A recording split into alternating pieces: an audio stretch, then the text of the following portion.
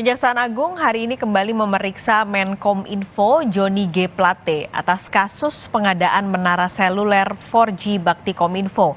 Kapus Penkum Kejagung, Ketut Sumedana menyampaikan pemanggilan dilakukan karena Kejagung sudah mengevaluasi hasil pemeriksaan oleh Badan Pemeriksa Keuangan.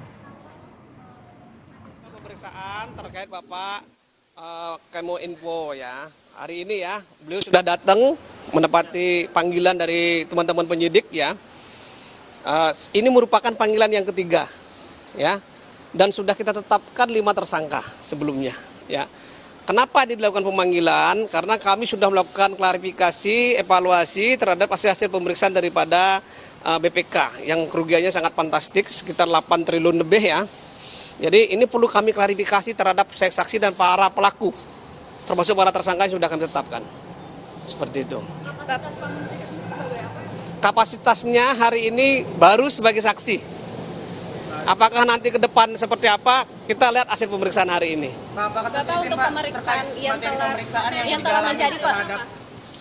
Materi pemeriksaan sudah saya sampaikan bahwa materi pemeriksaan ini karena kita sudah mendapatkan hasil pemeriksaan dari LHP BPKP ya. Ini perlu diklarifikasi. Kenapa kerugiannya begitu besar sampai 8 triliun lebih.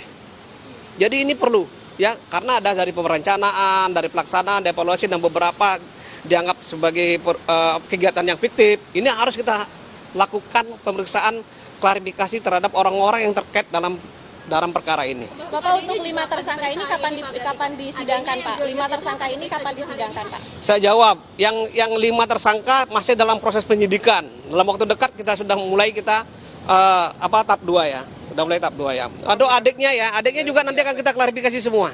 Hari ini Pak? Hari ini ada kita melakukan pemanggilan, tetapi kita tidak mau merilis, belum mau kita rilis karena yang bersangkutan belum datang.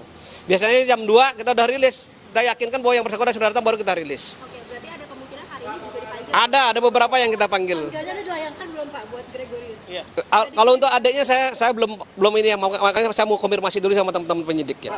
Pemeriksaan 2 bulan yang lalu kan terkait dugaan kelalaian yang dilakukan menteri terkait kerugian negara Ya semua pasti kita klarifikasi. Mengenai ada aliran dana apa sebagainya, kita klarifikasi hari ini. Pencairan 2 bulan lalu kan disebutkan bahwa ada dugaan manipulasi yang dilakukan terkait proyek Bakti Kominfo ini. Nah, apakah dugaan manipulasi itu juga akan didalami pada pemeriksaan? Semua informasi yang diperoleh dari semua hasil penyidikan, termasuk teman-teman dari media dan masyarakat, kita klarifikasi hari ini. Bapak, apakah dari pemeriksaan lain selain dengan tersangka-tersangka ini dan juga saksi-saksi, apakah ada pemeriksaan di luar dari ini?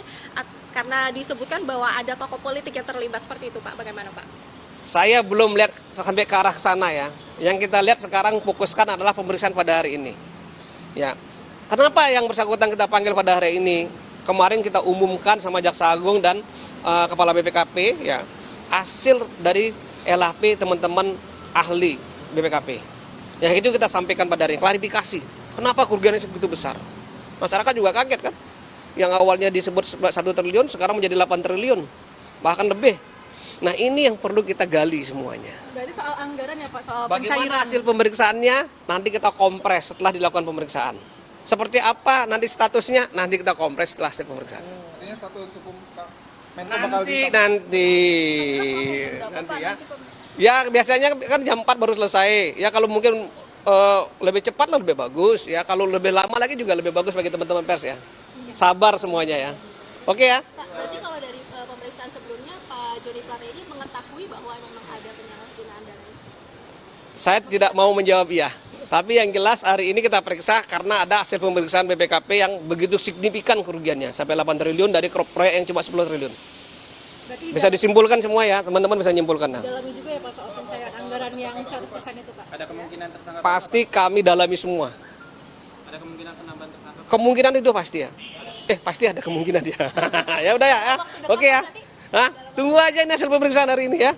Hari ini kita tunggu ya hasil pemeriksaannya. Tapi udah datang kan Pak? Sudah datang. Joni G. Plate gimana Pak keadaannya saat ini nggak Pak? lihat, hah? Sehat nggak Pak? Joni G. Plate keadaan saat ini sehat? Ya belum datang pasti kan saya sehat ya. Kondisinya? Kalau belum datang kan pasti sehat. Oh iya Pak, datangnya bawa berkas-berkas apa gitu atau? Sama siapa Pak dia datangnya Pak? Biasanya orang datang ya disertai dimintain berkas atau berkasnya sudah ada, apalagi kita sudah melakukan penggeledahan beberapa tempat ya. Bahkan hari ini juga dijadwalkan dilakukan penggeledahan. Di mana Pak? Di mana penggeledahannya? Ya. Di mana Pak? Nanti saya sampaikan. Nanti setelah konferensi pers kita sampaikan semua. Johnny G. Plate. Ya kalau disampaikan hari ini nanti semua pada hilang-hilangnya gimana? Johnny G. Plate datanya sama Ya udah gitu aja ya, makasih ya. Itu tadi pernyataan dari Kapus Penkum Kejagung yang menyampaikan update soal pemanggilan Johnny G. Plate, Menkominfo pada hari ini di Kejaksaan Agung. Kita kembali berbincang dengan Koordinator Maki Boyamin Saiman pagi ini. Pak Bang Boyamin, ini tadi pertanyaan yang mau saya ajukan sebelum jeda adalah soal RUU perampasan aset yang saat ini masih digodok, yang tentu erat kaitannya dengan korupsi yang mungkin bisa dibilang harapannya bisa bikin kapok nih para koruptor-koruptor yang mau mengambil uang rakyat ini. Tapi kira-kira menurut Bang Boyamin, RUU ini bakal gol atau enggak sih? Ya, sebelum ke situ Pak Skalis, kalau saya boleh menganalisa dari rilisnya Pak Ketut Sumedana Kapus Penkum tadi, berarti mari kita berdebar-debar. Nanti sore ada penambahan tersangka baru dan itu pasti membuat heboh dan mengagetkan. Clue saya gitu aja, Pak Membuat heboh, yang artinya tadi baru satu nama yang disebut Pak Ketut. Apakah itu artinya nama yang disebut Pak Ketut tadi yang sudah hadir jam 9 pagi di Kejaksaan Agung? Ya, clue saya mari kita tunggu dengan berdebar-debar gitu aja, Mas Galis. Oke, yang berdebar nih masyarakat atau siapa, Bang Boyamin? Ya, kita semua, masyarakat dan juga yang calon tersangkanya kan pasti begitu kan. Kita pun kan boleh berdebar-debar kan, artinya inilah kita memang, terus terang aja saya kadang-kadang agak lebih sedikit memuji Kejaksaan Agung sejak periode ini, sejak Jiwasraya, Asabri, terus minyak goreng langka mahal, terus kebun sawit, terus ya sekarang ini gitu, nampak kemudian memenuhi harapan masyarakat dan terbukti hasil survei indikator politik Kejaksaan Agung lembaga yang paling dipercaya saat ini karena memang prestasi-prestasinya. Dan kalau ini nanti digenapi bahwa ada penambahan tersangka yang menghebohkan, ya prestasi itu semakin mempesona. Dan itulah saya dalam tanda kutip mengawal dari luar pagar. Kalau mereka mangkrak saya gugat pra peradilan, tapi kalau mereka bekerja serius dan hasilnya menggembirakan seperti ini, saya juga ngomong memberikan apresiasi, mempesona gitu. Jadi ini saya pernah diundang oleh indikator politik untuk membahas hasil survei mereka, dan itu beberapa hal memang masyarakat percaya, terutama yang kemarin membuat lompatan paling besar itu adalah terkait dengan penanganan perkara minyak goreng mahal dan langka, dan itu lompatan itu, dan itu kemudian Kejaksaan Agung bukan hanya persoalan yang diproses itu kerugian besar dan yang bisa dirampas besar, tapi kemudian meloncat lebih jauh tentang kerugian perekonomian negara. Dan ini belum pernah ada ceritanya, KPK aja belum pernah nyentuh tentang kerugian perekonomian negara. Jadi ini Kejaksaan Agung sudah menuju ke sana. Bagi mereka nampaknya kalau cuman korupsi kecil-kecilan nggak ada gunanya, korupsinya harus besar, yang dirampas juga besar. Bukan hanya kalau korupsi besar tapi yang dirampas kecil, mereka nampaknya juga merasa nggak nendang. Terus berikutnya adalah merumuskan kerugian perekonomian negara. Nah, ini nanti akan nyambung dengan apa yang kamu tanyakan tentang undang-undang perampasan aset. Ya. Kenapa? Nanti bisa merampas kebunnya, tambang batu baranya, atau tambang-tambang yang lain, atau usaha-usaha yang lain, bahwa itu didapatkan ketika dari hasil korupsi, misalnya kong kali izin aja hasil dari kong kali kong nyuap misalnya, ya bisa dirampas tambangnya misalnya begitu. Jadi ini nanti proses-proses mungkin aja akan lebih menakutkan bagi koruptor. Karena apa? Apa yang dia rintis bekerja, seperti Surya Darmadi itu kan dia nggak sampai ngomong 29 keturunan nggak akan dia hidup 29 kali belum tentu bisa melunasi kerugiannya itu dari rumusan itu. Nah, ini kan kemudian Kejaksaan Agung mampu memberikan bahan untuk disahkannya undang-undang perampasan aset, tinggal seperti memformalkan aja. Dan inilah nanti orang korupsi akan lebih takut, karena apa? Dia betul-betul akan dimiskinkan sampai anak cucunya dimiskinkan. Karena kalau penjara nampaknya sudah tidak membuat jerah, apalagi di Sukamiskin atau di penjara-penjara yang lain, nampaknya napi koruptor itu malah mendapat istimewa karena ya memang masih punya duit, gitu. Punya pengaruh, punya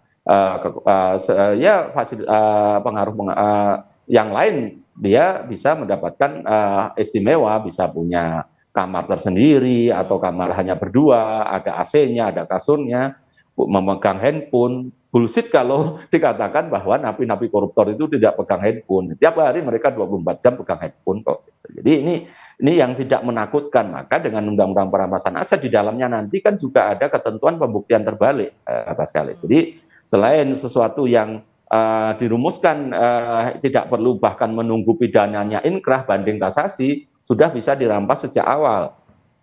Terus nanti kalau putusan bebas baru dikembalikan misalnya. Dan juga di dalamnya yang paling menakutkan adalah terkait dengan itu tadi pembuktian terbalik. Sepanjang Anda tidak mampu membuktikan ini dari asal yang halal, misalnya dari warisan atau usaha yang benar, ya dirampas itu nanti. Jadi bisa menjangkau. Kalau kemarin-kemarin kan dalam beberapa kasus yang ditangani KPK terkait dengan beberapa kasus korupsi kan akhirnya yang diputus hakim adalah yang sejak korupsi terjadi dan diduga terkait dengan korupsi. Harta-harta sebelumnya yang sebenarnya juga tidak bisa dijelaskan asal-usulnya secara halal, tapi tidak bisa dirampas, dan itu nilainya besar. Nah, sekarang dengan undang-undang perampasan aset yang terkandung di dalamnya ketentuan pembuktian terbalik, maka ini akan membuat harapan rakyat dan bangsa ini melangkah lebih maju, negara ini akan tetap utuh karena nanti akan lebih adil dan lebih sejahtera. Gitu.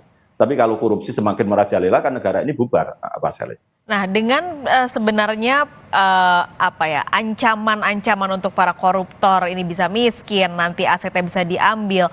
Bang Boyamin melihat kira-kira RUU ini bakal lahir atau enggak di Indonesia? Nah, itu. Ini kalau bicara taruhan itu tetap 50-50 gitu. Tetap nggak bisa. Saya mengatakan ini 60% aja nggak berat. Karena memang menakutkan gitu. Dan masalahnya yang punya ketok palu itu kan DPR. Sementara DPR karena politisi banyak kepentingan. Ya. Meskipun dia bisa jadi tidak berkepentingan pribadi, tapi bisa aja orang sekitarnya atau partainya atau ya orang-orang yang harus dilindungi misalnya dari sisi itu karena teman-temannya gitu. Ya bisa aja banyak akan ada hambatan. Tapi saya masih tetap memberikan hitungan 50% itu potensi disahkan masih ada, karena mudah-mudahan teman-teman DPR itu terketuk hatinya. Karena apa? Saya selalu menyampaikan pada mereka, jangan dikira korban korupsi itu bukan termasuk Anda nantinya gitu. Karena bisa aja nanti Anda selesai dari DPR atau tetap masih DPR ketika anak Anda mau kuliah harus dengan biaya mahal karena korupsi, seperti kejadian Unila maupun di Universitas Udayana misalnya. Atau kalau mau nyari kerja harus nyuap, atau kalau biaya kesehatan mahal karena dikorupsi misalnya. Nah, itu yang mudah-mudahan lah terketuk hatinya teman-teman DPR untuk bersedia mengesahkan rancangan undang-undang. Tapi kalau tidak ya sepanjang ini kemauan baik Pak Jokowi, legasi ya kalau DPR berlarut-larut ya dibuat aja jadi perpu, peraturan pemerintah pengganti undang-undang. Toh meskipun nanti sebulan kemudian harus disahkan DPR, ketahuan DPR yang memang tidak ingin mengesahkan.